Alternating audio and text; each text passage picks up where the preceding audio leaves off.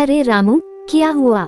चंकू by ने पूछा। ये लड़की धंधा करने को तैयार नहीं हो रही है, रामू ने कहा। रामू की बात सुनकर चंकू बाई कुछ सोचने लगी। कुछ याद आते ही वह बोली, रामू, फौरन डीडी को बुलाओ, वही चुटकियों में ऐसे केस हल कर देता है। डीडी उर्फ दामोदर गांव का एक सीधा साधा नौजवान था। गांव के ऊंचे घराने की लड़की से उसे इश्क हो गया था। वह लड़की भी उसे बहुत प्यार करती थी, लेकिन उन दोनों के प्यार के बीच दौलत की दीवार थी, जिसे दामोदर तोड़ न सका। दामोदर के सामने ही उसकी प्रेमिका किसी और की हो गई। उस दिन दामोदर बहुत रोया था। उसे एहसास हो गया था कि दौलत के बिना इंसान अधूरा है। उसके पास दौलत होती तो शायद उसका प्यार नहीं बिछुड़ता। अपने प्यार का घरौंदा उजड़ते देखकर दामोदर ने फैसला किया कि वह बहुत दौलत कमाएगा, चाहे ये दौलत पाप की कमाई ही क्यों न हो। इश्क में हारा दामोदर घर में अपने माँ बाप से बगावत करके शहर में दौलत कमाने का सपना लेकर मुंबई आ गया। मुंबई में दामोदर बिल्कुल अकेला था। काम की तलाश में वह बहुत भटका, मगर उसे काम नहीं मिला। एक दिन दामोदर की मुलाकात रामू से हो गई। दामोदर ने उसे अपनी आपबीती सुनाई तो रामू को अपनापन महसूस हुआ। वह बोला, मैं तुम्हें काम दिला सकता हूँ, पर उस काम में जोखिम बहुत है और पुलिस का डर भी है। रामू सिर्फ पैसा चाहिए, काम चाहे कितना भी खतरनाक ही क्यों न हो।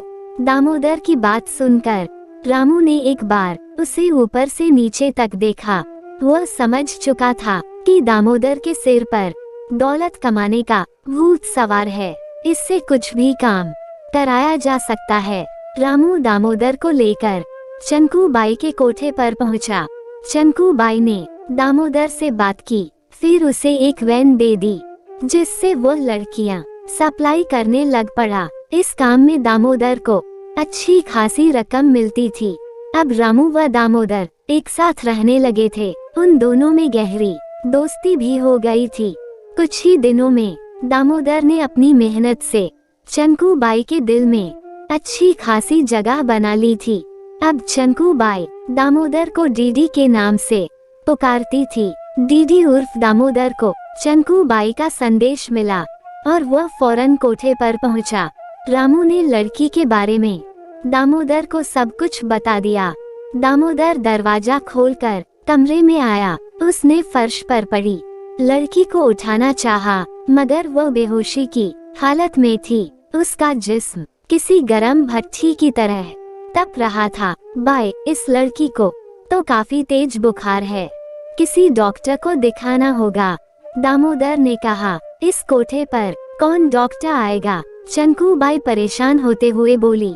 फिर रामू ने पूछा, ठीक है बाई, मैं इस लड़की को घर ले जाता हूँ, वहाँ किसी डॉक्टर को दिखा लूंगा। जब ये ठीक हो जाएगी तो कोठे पर ले आऊंगा, दामोदर बोला। दामोदर की बात से रामू और चंकू बाई दोनों राजी थे। दामोदर लड़की को अपने घर ले आया। उसका घर बहुत छोटा था। उसके साथ लड़की देखकर मोहल्ले वाले ये समझे कि शायद ये उसकी बीवी है।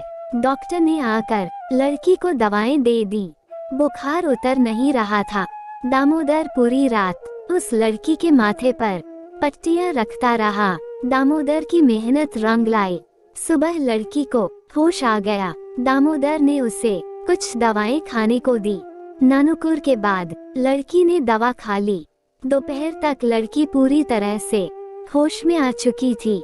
उसने अपना नाम रजनी बताया। बचपन में ही उसके पिता की मौत हो चुकी थी। रजनी की मां ने बेटी को पालने के लिए दूसरी शादी कर ली। शादी के कुछ साल बाद ही रजनी की मां की मौत हो गई। मां की मौत के बाद से ही रजनी के सौतेले बाप ने उसे तंग करना शुरू कर दिया था। पिता से तंग हो चुकी रजनी गांव के एक नौजवान को दिल दे बैठी। उस नौजवान ने रजनी को शहर की चमक दमक के सुनहरे सब्ज बाग दिखाए। वह रजनी को बहला फुसला कर शहर ले आया और धोखे से कोठे पर बेच दिया था। दामोदर ने रजनी की कहानी बड़े गौर से सुनी। आज तक उसने जितनी भी लड़कियों को धंधे में उतारा था, उनमें से किसी की भी कहानी नहीं सुनी थी। थोड़ी देर के बाद दामोदर दरवाजे पर बाहर से ताला लगाकर खाना लेने होटल चला गया।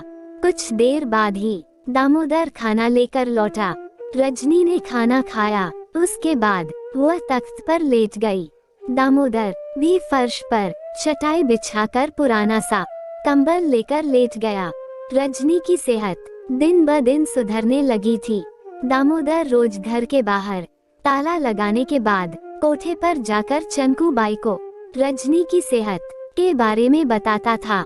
एक दिन दामोदर जल्दी में बाहर से ताला लगाना भूल गया। जब वह शाम को घर लौटा तो उसने खुला दरवाजा देखा। उसके मानो होश उड़ गए। उसे अपनी गलती का एहसास हुआ, लेकिन रजनी घर पर ही थी। रजनी, आज तो भागने का मौका था, तुम भागी क्यों नहीं? दामोदर की बात सुनकर रजनी मुस्कुराते हुए बोली, भाग कर जाती भी तो कहाँ, अब तो दुनिया के सभी दरवाजे मेरे लिए बंद हो गए हैं। रजनी के ये शब्द दामोदर के दिल में तीर की तरह चुभ गए थे। लो, खाना खा लो। दामोदर ने खाने का पैकेट रजनी को देते हुए कहा, नहीं, आज मैंने घर पर ही खाना बना लिया था, आप हाथ मुंह धो लीजिए, मैं खाना परोसती हूँ। रजनी बोली। दामोदर ने रजनी के हाथ का बना खाना खाया। आज पहली बार माँ के बाद उसने किसी दूसरी औरत के हाथ का बना स्वादिष्ट खाना खाया था।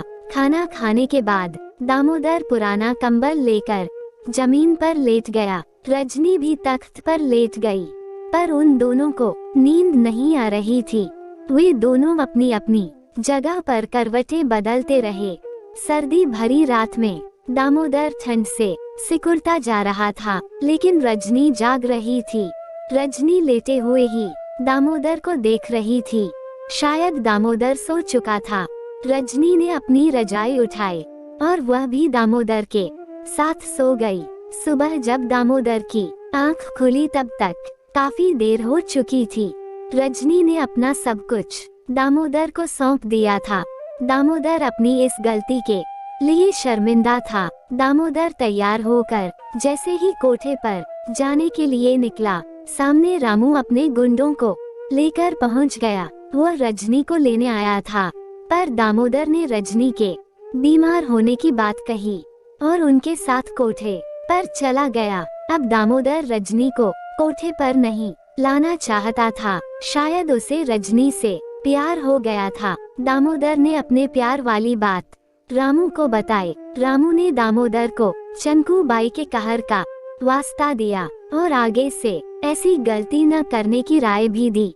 दूसरे दिन रामू जीप लेकर रजनी को लेने दामोदर की खोली में पहुंचा, तो दामोदर वहां नहीं था।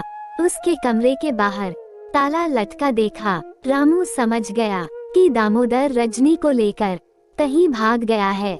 जब ये खबर चंकूबाई को मिली तो वह गुस्से से तिलमिला उठी। उसने फौरन शहर में गुंडे फैला दिए थे ताकि दामोदर और रजनी शहर से बाहर न जाने पाएं।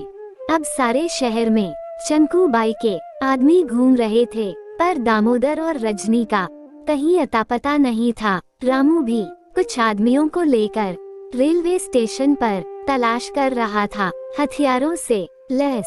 चंकूबाई के आदमी ट्रेन के हर डब्बे की तलाशी ले रहे थे। रामू जैसे ही डब्बे में घुसा, सामने दामोदर और रजनी को देखकर ठिठक गया था। रजनी किसी अमरबेल की तरह दामोदर से चिपकी थी। रामू को देखकर वह कांप उठी। दामोदर भी रामू की आंखों में आंखें डाले देख रहा था। उधर ट्रेन चलने के लिए फोन दे रही थी। रामू, वे इस डब्बे में है क्या? चंकूबाई के किसी आदमी ने चिल्लाकर पूछा। नहीं, इस डब्बे में कोई नहीं है, चलो कहीं दूसरी जगह ढूंढें। रामू की यह बात सुनकर दामोदर और रजनी की जान में जान आई। रामू ट्रेन से नीचे उतर गया था। वह खिड़की के पास से गुजरते हुए बोला, जाओ मेरे दोस्त, तुम्हें नई जिंदगी मुबारक हो, तुम दोनों हमेशा खुश रहो। इस दलदल से निकलकर एक नई जिंदगी जियो। ट्रेन चल चुकी थी। दामोदर ने खिड़की से बाहर देखा।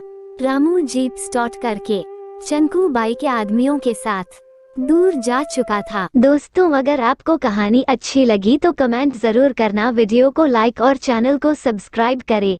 कहानी सुनने के लिए बहुत बहुत धन्यवाद।